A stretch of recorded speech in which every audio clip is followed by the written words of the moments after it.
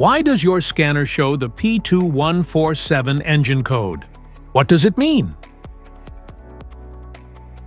P2147 is a diagnostic trouble code for fuel injector Group A.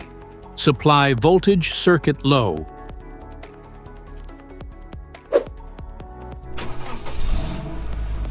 This engine code indicates that the ECU has detected a voltage issue within the electrical supply circuit for the A fuel injector group, which can prevent them from operating correctly. Under this circumstance, stop driving and repair your vehicle immediately.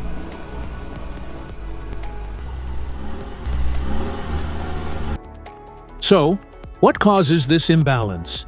Here are the most common culprits. This error can be caused by these possible faults in your vehicle: faulty fuel injector, damaged wiring harness, poor electrical connection, ECU or PCM failure. Each DTC code corresponds to a specific issue in your vehicle. This error code occurs in any OBD2-equipped vehicles, especially those in manufacture since 1996. It is commonly found in Hyundai and Mazda models. If you want to fix this error code, let us know in the comments section.